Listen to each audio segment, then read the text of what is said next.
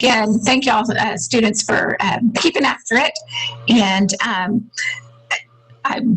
good afternoon. I just want to thank NTT Data for the time that they have put forth an effort.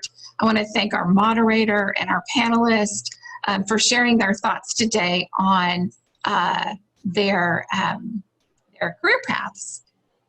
Before I introduce our moderator, I want to remind you of the following. Okay, number one, that the audio is available and chat's available, but at the end, we'll turn your cameras on so that we can have an open dialogue.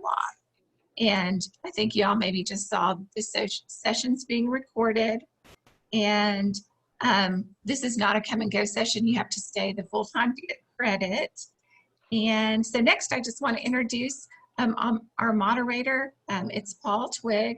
Paul is the National Technology and Innovation Leader for Canada, and he has a degree in computer science. So I'm going to turn it over to Paul. Hey, thanks, Jean, and welcome to everybody. Welcome to our day, right? I think over the last few months, we've all been on calls like this. In fact, I was on a massive Microsoft call yesterday where this exact same thing happened, different technology. That I can't count the amount of times I've heard, "Can you hear me? Can you hear me? Can you hear me?" On calls. As we start talking, we're on video, but we forgot to unmute ourselves. Welcome to our virtual world there, and happy to have you guys on. Here's what we plan to do. We've got an absolutely fantastic panel with us today.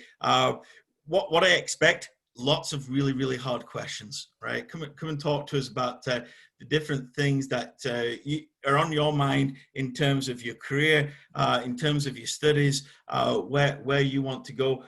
Each of us were in your position just a few years ago, maybe me a few more than a few years ago there. But as Jean mentioned, the CTO up in Canada, Chief Technology Officer, based on my accent, not from Canada. This is not how Canadians speak. I'm from the UK, originally spent a few years in Belgium, and then ended up in Canada just because I like things cold. And it's really cold up here. But also on our panel, and maybe I'll have you guys all say hi, and then we'll pass off to you in just a few minutes. So we have Michelle, who's a senior director in our enterprise PMO and our chief digital office. Michelle, thank you for joining us. This is the check. Can you come off mute? Oh, I thought I was just supposed to wave. Hello. Thank you. No. This is like multitasking. You can wave, say hi. And John, who's also senior director with us at NTT Data Services, delivery executive as well in our digital and application services team. John, thank you.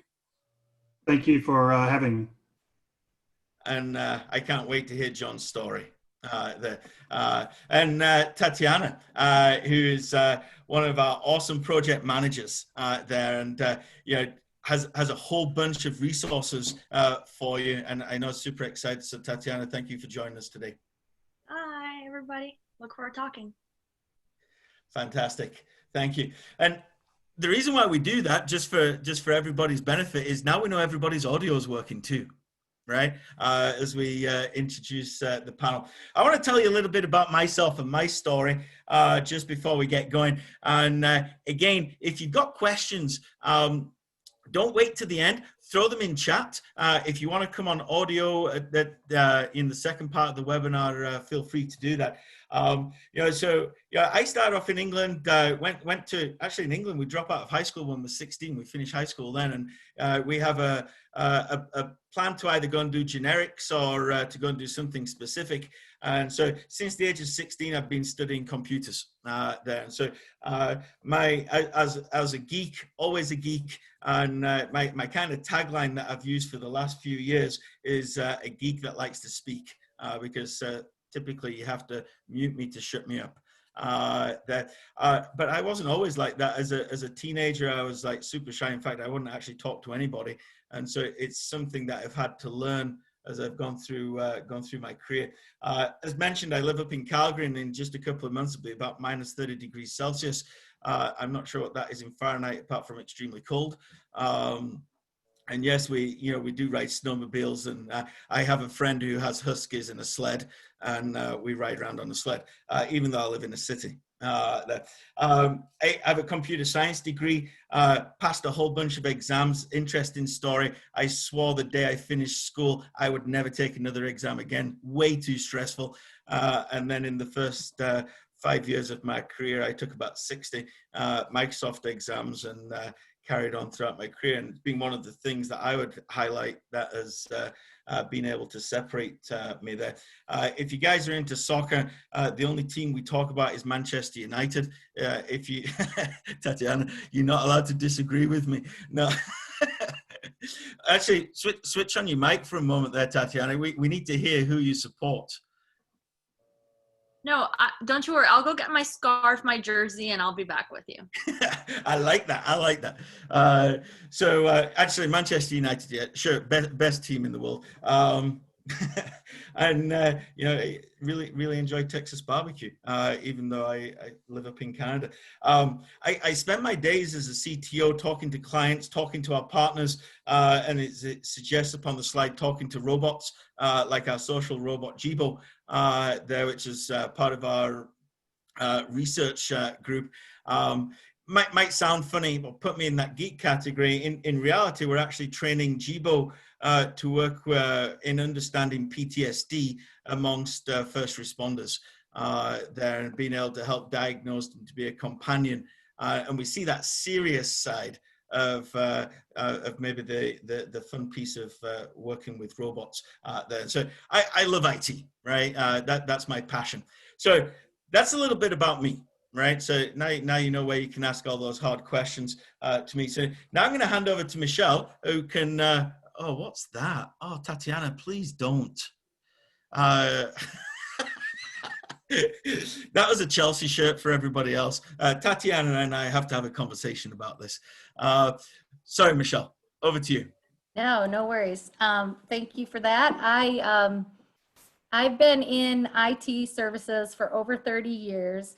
They told us to talk a little bit about our journey, but what I think is key that you should come out of this with is that your journey is going to be your journey, and everybody's journey is different, and you need to be yourself, and you need to, really focus in on what you're passionate about and leverage those strengths that you have to help you navigate that journey. Some of the things that I've always done is you have to have confidence, and you have to believe in, the experiences that you've gained over the years. I came from a really small town in the Midwest, and my parents were both school teachers, so I didn't know anything about IT. I thought an engineer was someone who drove a train. So that's how out of corporate world I was. So you don't underestimate the experiences that you have, and make sure you go in there with confidence and maximize the strengths that you've developed over the years, just going through school and having side jobs. I mean, my family owns an Italian restaurant in Pennsylvania, and you learn so much from working in a restaurant, working in customer service, working in retail. Don't underestimate those soft skills. And Tatiana will probably tell you too, what makes good leaders and good project managers, in my case, is that balance of the soft skills and the technical skills. So you have your geeks, but you also need those interpersonal skills too, right? And like Paul says, a geek that likes to speak. It's that balance that really helps people be successful. Be yourself. Use your personality to navigate and interface with customers. It's just critical.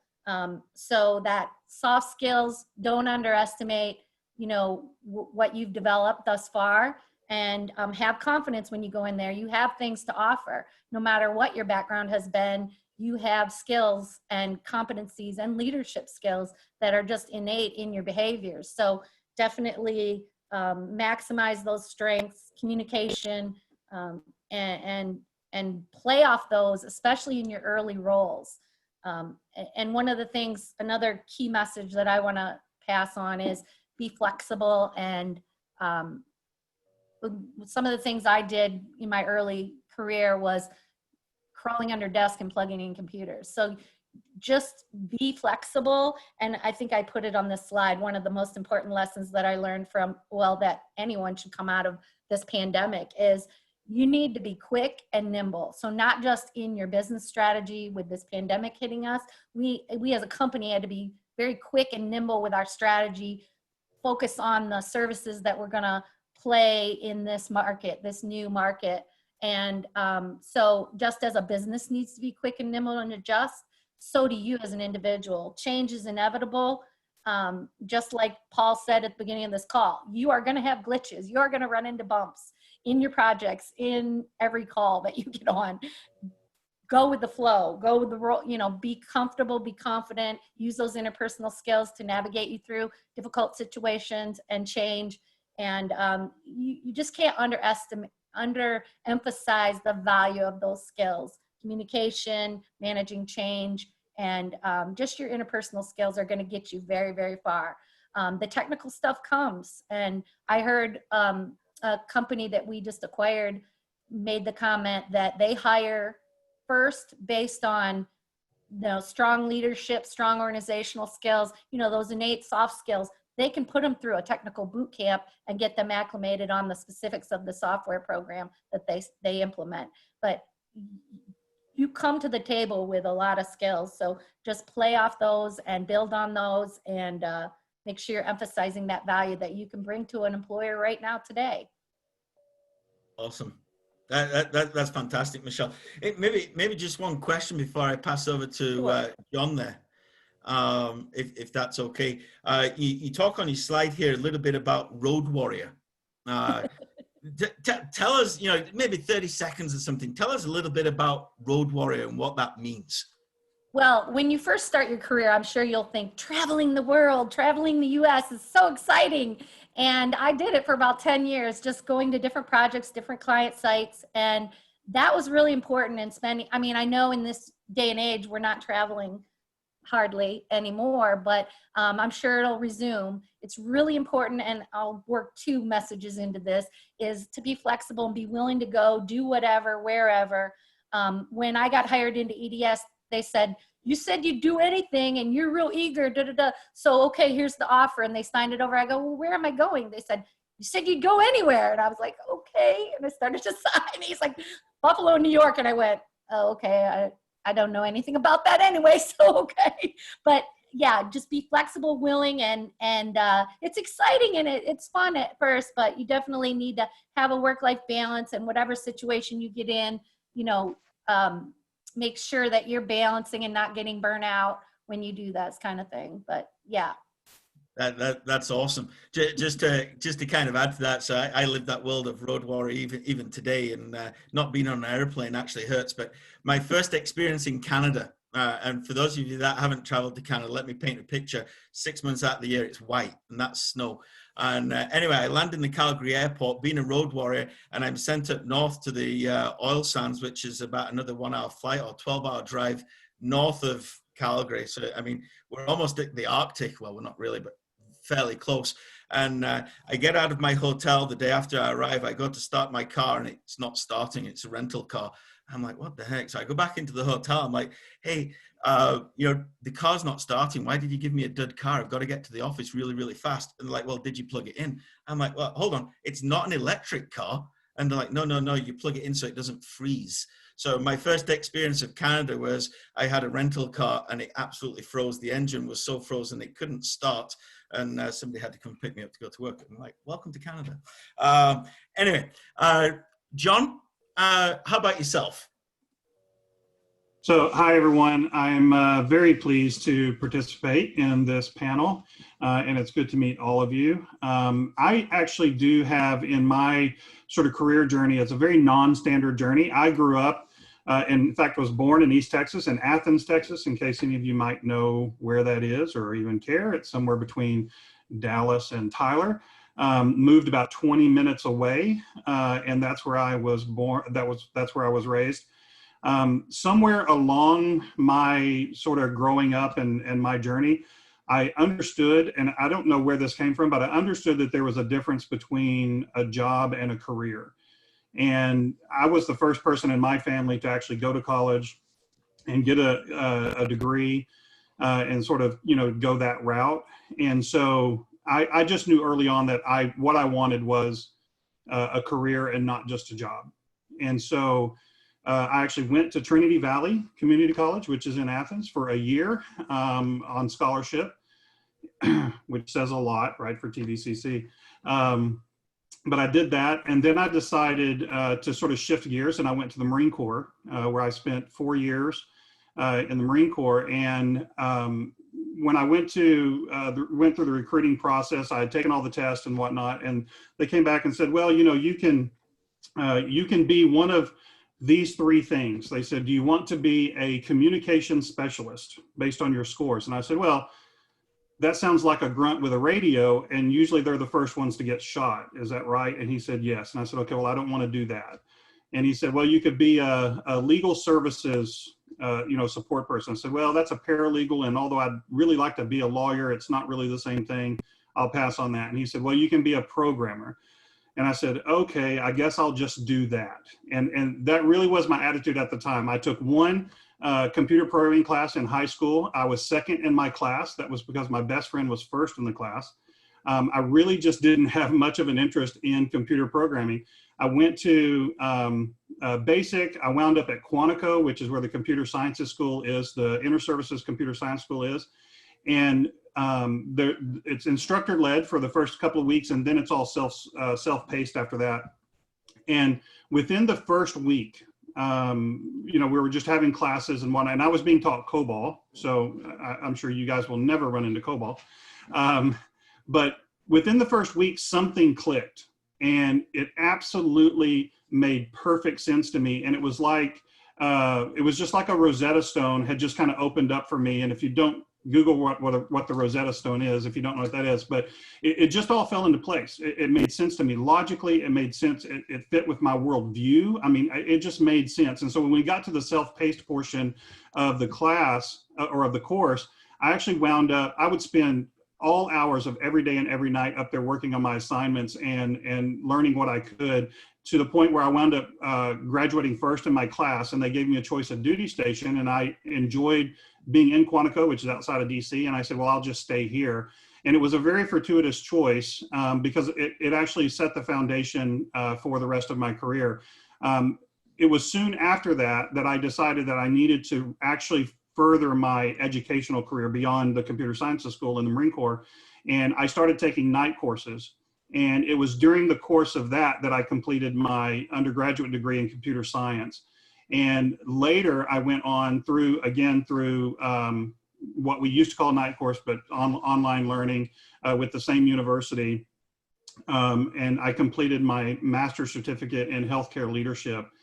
And so it's been a very non-standard approach to my career and my academic career. With my kids, I did tell them growing up, I said, the order of life is this, blah, blah, blah, blah, blah. And then you get to a point, you go to college, you spend 4 years. I said, I'm willing to, help you through the first 4 years and get you an undergraduate degree. Out of my 3 kids, my first one tried and decided that it wasn't for her, and we fully supported that. My twins, my daughter, she actually went on, she's at West Texas A&M at the moment, finishing out her degree. And my son decided that he would go the military route, and he did that and did an externship with GE, and he now works for GE. And so they all took a slightly different path. But I was encouraging them to do that because what I saw in my limited exposure to the college life and that part of it, I felt like I did miss some of those things by not being on campus, by not participating or having the opportunity to participate in all the things that quote unquote college or university offers. And so I really sort of drilled that into my kids that they should do that. And as I said, I was 1/3 successful in getting them to do that. And so, so my career has kind of taken me in my educational career has kind of taken a different path than I think normal and what you guys appear to be on. But whatever your path is, embrace it, right? And certainly embrace it to its fullest. I did start my career after 4 years in the Marine Corps, where I'd done some interesting work with the Marine Corps that was able to be translated into a job in the civilian world. And from there, I eventually joined Perot Systems, which then became Dell Services and now is NTT Data. And my technical background outside of my COBOL programming is in business intelligence and data warehousing. And that's really where I made my career before I got into management. And I've been in management for a number of years now, but I still try to keep my hands dirty, as it were, in some of the tech bits. Awesome. Hey, thanks, John. Hey, question for you. I look at your slide there. You say trust your team there. And, I know, I do interviews every week, and you always see on the resumes, team player, right? I'm a team player. And, we always find out later, some people are fantastic team players. Other people like to work more individually. Are there any characteristics that stand out to you regarding team and that trust, bringing things together like that as a team? Yeah, I think one of them is, as Michelle sort of pointed out, which is being available and always being the person to sort of help troubleshoot a matter or just participate, even if you don't necessarily have the technical skill or the business acumen for that particular thing. Willingness, I think, is a key item. This comment actually is more from a leader perspective more than anything. Somewhere in the stint of my career, I was also the CIO for a small collection of privately held companies in the Dallas area. And during that time, the owner, the private owner of this set of companies, he was known, and I figured out really quickly that he was a micromanager. And it was kind of understood that he was a micromanager, but when it became him truly sort of micromanaging my day-to-day, that was when it became kind of difficult for me, and I did wind up leaving. But the lesson that I learned there was I'm not a micromanager. In fact, I'm a macro manager, maybe to a fault. And what I do is I trust my team is going to be technically sound. If they're not, I will train them. All you have to do is tell me, right? Tell me that you don't have those skills. Tell me that you need whatever it is you need. I'm here to support you. And then I trust them to get the job done professionally as well, until such time as they either demonstrate or I find out through third parties that they can't be trustworthy. Then I can certainly micromanage somebody if that's necessary. And so my lesson really is about, trusting the team, and maybe to some degree, we could add in there, trusting your teammates to get the job done, and pull your own weight. Maybe pull a little bit, or punch a little bit above your weight. That definitely gets noticed. That's fantastic. I think that common theme of availability and just being willing, from both Michelle and yourself, comes through. I had a boss that liked to micromanage early on in my career, and my background as a developer, he'd send me emails at 2 or 3 o'clock in the morning, and then at 7 o'clock in the morning, and a touch base would be like, "Hey, you didn't respond yet." And so, and this is going back 10 years before technology could actually do it. Now we could actually set up a little RPA, robotic process automation thing to do this. But I actually wrote a little script that ran in my email that said, anytime I receive an email from this person, respond. And I created a bunch of different responses. So if I received an email at 2 o'clock, he got a response back at 2:05 a.m. And then he used to say to me, "Oh, thanks for responding. I didn't realize you'd be up." Actually, I wasn't. I was snoring. But, unfortunately, that's what you get when you micromanage, I think, a little bit, right? Yeah. I will say this about availability. So, I didn't travel much when I was in the Marine Corps. I got to Quantico. Normally, Marines spend 3 years stateside and 1 year in Japan. Because I started stateside, and then I actually changed jobs halfway through the Gulf War. I mentioned it here that I wound up with a nuclear, biological, and chemical specialist, MOS, in addition to my COBOL programming. Those two things obviously relate, right? So anyway, I wound up not having to go to Japan when it was all said and done, as normal Marines on a 4-year term would. And but what I did do was all of my world traveling has been in the private sector, and it's all because I've been willing to say yes. And to Michelle's point, there is a work-life balance that needs to be drawn between that. But my career has taken me to the Middle East, where I've done a significant amount of work for a length of time there. I've been to Europe. I've been to Thailand. I've been all over the world, India, you know, all with my job, and it's been an amazing journey, actually. So one word, favorite place you've visited? Favorite place I've visited, I would have to say the reclining Buddha in Bangkok. Ah, fantastic. Awesome. John, thank you for that. Tatiana, appreciate you waiting here. Floor's yours. Thank you. I want to make sure everybody's awake.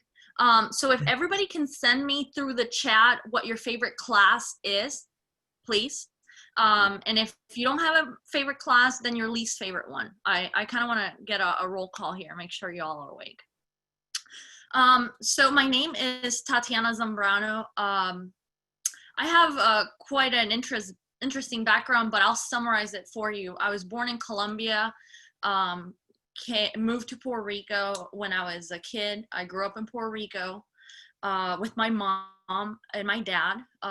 When I was pretty young, my mom and dad separated, and I actually moved with my dad. So I wasn't very interested in school, but what really kept me going to school was that I was very interested in robotics. It was a kind of an after school program, and the only thing that the teacher would like, the only rule they had is that you had to keep good grades, and it's the only motivation that kept me. Eventually I dropped out of school when my dad was diagnosed with cancer. As I told you, I was living with him. He was diagnosed with a terminal liver cancer, and I was 17. So I dropped out of school, and I was shortly thereafter, my dad passed away.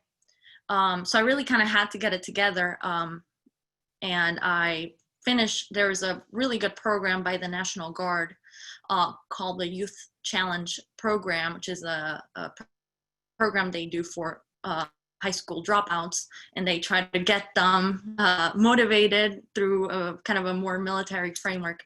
So I was able to get my high school diploma through them, and it was a really good opportunity. All right, I see I have some people.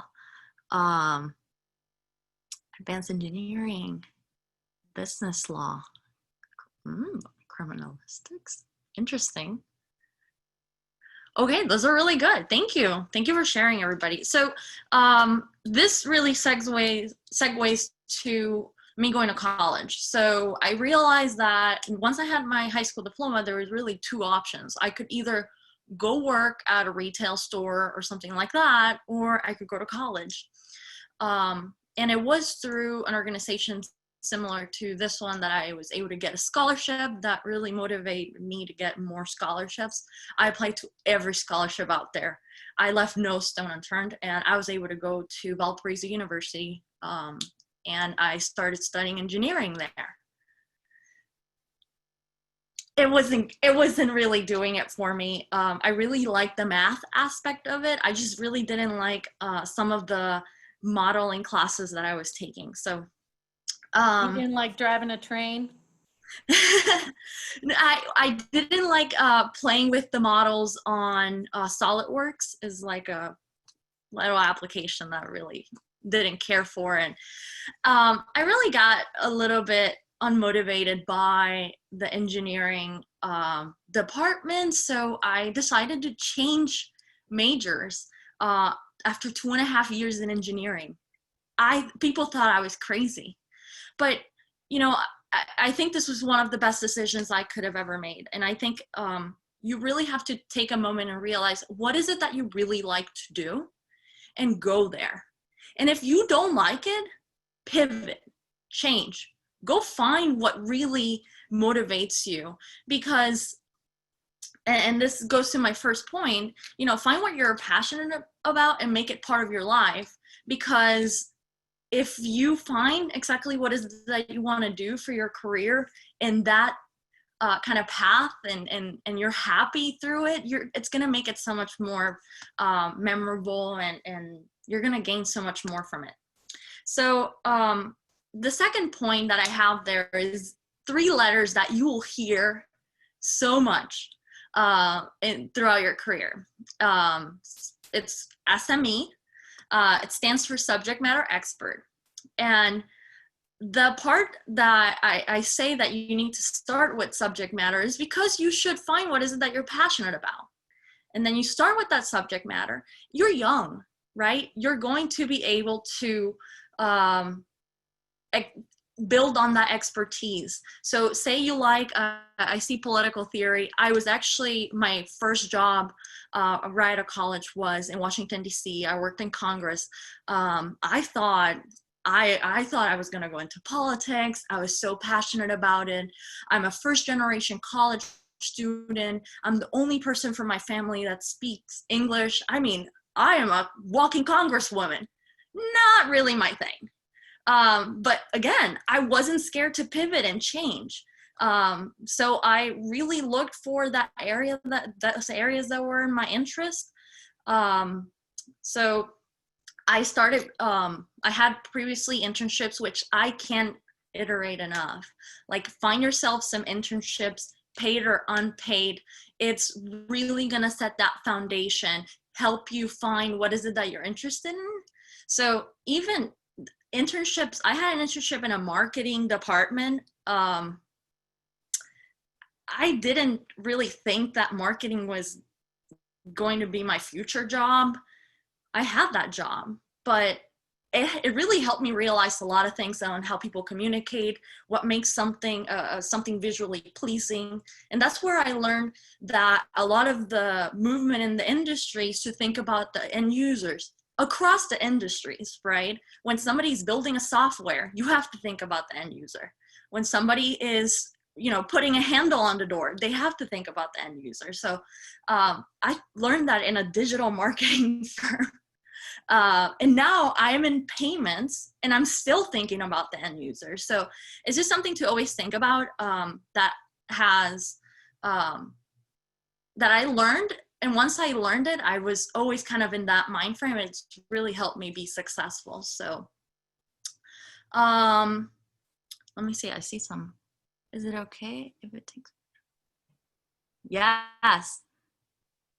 No, definitely. So if you, like me, so I think I do have a bit of that bug that I'm kind of not scared of anything. So like, if tomorrow somebody tells me like, you got to go to med school, I'd be like, okay, I got to go to med school. Like, you always have to think about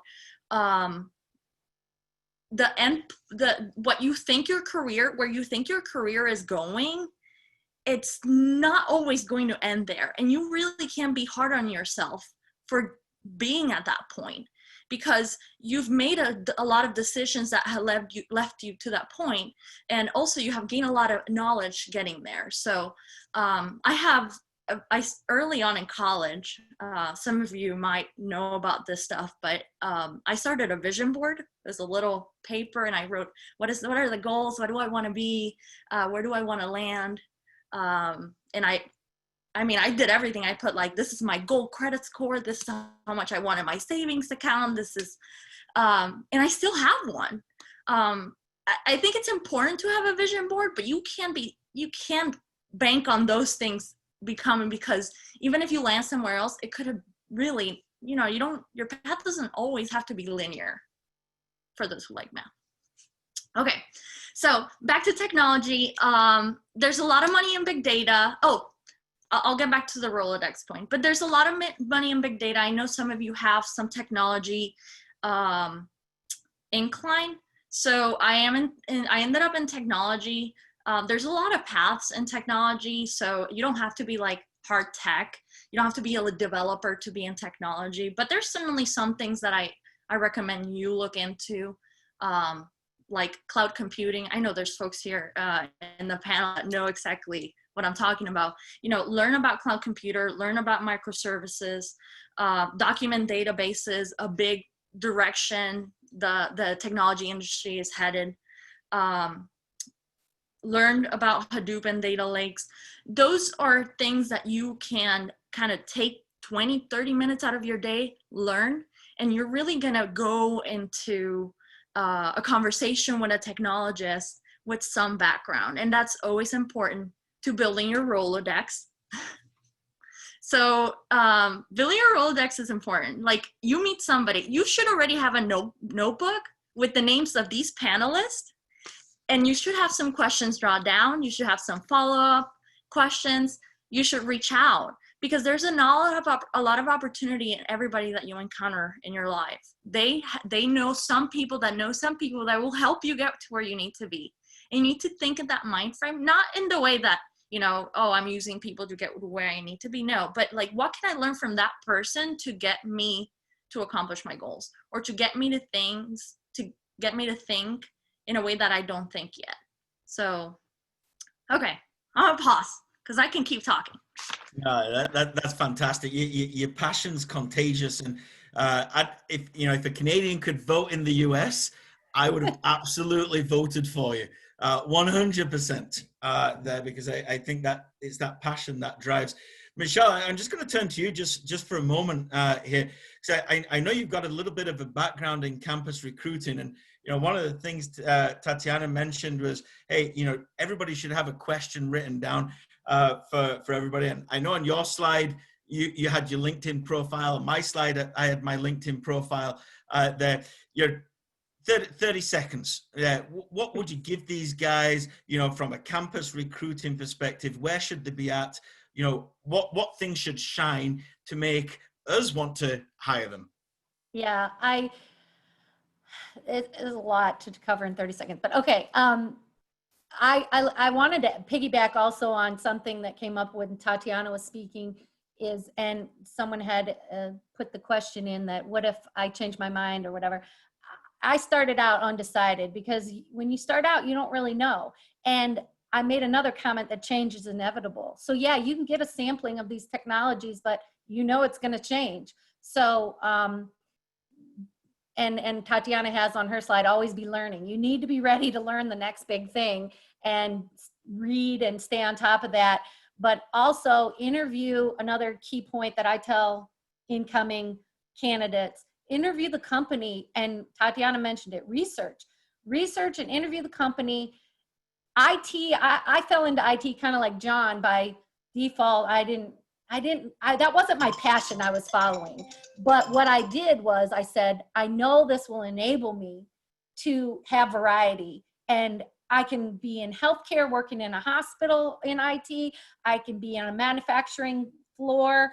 I can be in government. I can, be in the Senate, helping them with their IT systems. So I thought, I'm going to go into IT to learn what I really want to do. So you just get a lot of variety. So interview, research companies, know that they have that variety and path. So if you do change your mind, you're not stuck, or you're not, oh, I'm at the end of the road. Like Tatiana said, it's lateral. So make sure you're interviewing the company, that it's a stable company, that it has opportunity beyond just that role that you're looking at that moment. And interview the team and interview the manager. You should want to work for them just as much as they want to hire you. You'll thrive with a good team. And that's really important, not just that they want you, but that you want to be there, and that it offers more opportunity beyond this job that you're going for, this career that you're stepping into. That's the difference between a job and a career. There's other stepping stones. It takes you other places in that company, not just, oh, it's this job and that's the end of the road. So definitely do all that. Yeah, no, and there's a ton more, right? So, I encourage all of you, reach out to Michelle, right? And, reach out to her and ask her these questions about campus recruiting. Keep throwing your questions in there. And I'm going to go back to Tatiana just for a moment because Tatiana is a project manager. And of course, every project that we ever do is always a success. And at the end of every project, we always have a lessons learned. But, how many projects have you done in your career, Tatiana, that have always been 100% successful, always on budget, always in scope, always delivered on time, and have never changed? None. Not a single one. I think that is that is an essential part of being human, is that there is, for those that like math, there's infinite number of variables that are affecting the outcome at any given time. And you can't be hard on yourself when things change. You have to embrace change. And also, kind of to what Michelle was saying, when you are going into the workforce, don't see, so I really said that about subject matter expertise, really, because when you're young, you're not as confident. Really, you don't know that much. In all honesty, I don't know that much yet. I'm still quite young. You don't know that much, but you have to find what is that favorite class of yours that you're passionate about. Take that and drive everything with the confidence that you can speak to those things. Just like you are passionate about getting your, to the next level in your career. What is it that you want to do with your career doesn't have to define you at any specific point in time other than right now. Yeah, that's right. Now, thank you. I know we've only got a few minutes left. Time for everybody to come off mic. Any questions? Okay, so I see a question that come up, and so besides leadership, communication, flexibility, what else would you look for in a candidate's resume? John, maybe I can throw that over to you to start off with. Aptitude. My biggest, when I interview somebody, I can be very honest with you. I'm not impressed whether or not they have a PhD or a master's degree or what have you. That may in fact get you some part way through the process. And it's certainly something that I take note of. But when I'm actually interviewing somebody, I'm not looking at their pedigree. I'm trying to understand how adaptable, how what sort of aptitude that they have. I can always train for skills. I am looking for somebody who can be adaptable. And in the Perot days, in the early Perot days, and by the way, if you guys don't know who Ross Perot is or don't know much about him, please do research him. And he single-handedly started the IT services industry. Yeah.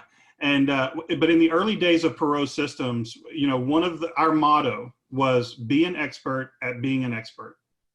And I have taken that to heart my entire career. And so if you're presented with an opportunity that is truly pushes you outside of your comfort zone, that's when you know you're headed in the right direction. The risk is higher and you might fail, but also the reward is higher. And you have to be adaptable, and you have to have that aptitude. That's what I look for in candidates, is aptitude. No, it's exactly. It's interesting. In the interviews I do, I see all of these stuff on resumes, and I do the tech side, right? And we're doing fit for organization, and everybody lists every technology out there. And then when we actually dive deep, they actually don't know it, right? And so, I think focusing on what John spoke about, Lewis, you asked a question about programming languages. Right now, I would say if you know Python, Python's the #1 language in the world right now. From programming, from data, everywhere, Python, C#, and get to know all of the languages around web there. Tatiana, it's a question for you. How, as a bilingual person, did it help with not only your daily life, but in the professional world? So I really went in thinking that it was going to be a lot more helpful, that people would really hire me because I spoke Spanish. The truth is that only is useful in the first years of your career, because it's really those entry level or customer service jobs that are really looking for that. Now, if you're looking to work for a multinational, I worked on a project with Google, which was super helpful to know Spanish for, because it was I was collaborating with people from different countries. So if you're working in a multinational, very helpful in the beginning years of your career. So I think that's, and then on my daily life, I'm very involved in community service. I help folks with their citizenship exams. I know if some of you are first generation or second generations, you're speaking two languages constantly. Never lose the other language. Try to practice. Take a class in college to make sure that it's not only that English that you're learning at home, just listening, that you also know how to write it. I guess I hope I answered the question. Yeah, no, I think that's great. And, you know, I saw that a little bit coming into Canada as an immigrant. My wife's actually a political refugee coming out of Eastern Europe into into the Western Europe. Her grandfather was a political prisoner. So these background stories, they build you there. And you know, I know we've got to wrap things up, and it's a shame because I want to keep going. We haven't heard enough from everybody. You know, here's what I want you guys to do, right? You got lots of awesome questions, and I just got a response out to Perla as well from the question here. But reach out to each of us individually if you want to further the conversations. I know each of us would be more than happy to engage through email, through calls. You know, well, at least from I don't have a Snapchat account. You know, I'm of a different era. But no, reach out and let us help you. Connect to us on LinkedIn. Tatiana, thank you for throwing your email out there. That's fantastic. And we'll get you a copy of the slideshow too. We have access to a bunch of resources as well that can really help you out. Our goal is to help you become a success. One day we wish that we'd be able to employ you, right? That's what we want to that's what we want to be able to do.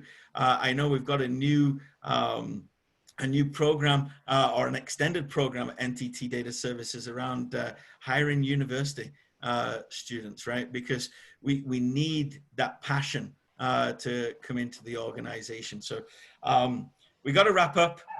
Thank you. Jean, any closing comments?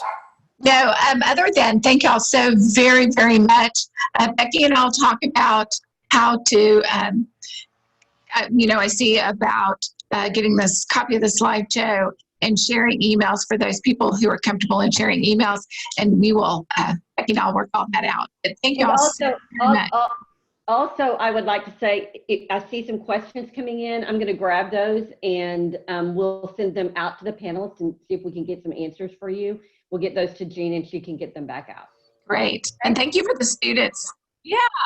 So such a great hour together. Yes, thank you very much, everyone. And good luck. Bye-bye. Thank Thank you. you. Good luck. Reach Bye. out. Thank you. Please Don't reach out. hesitate to ask for help. Bye.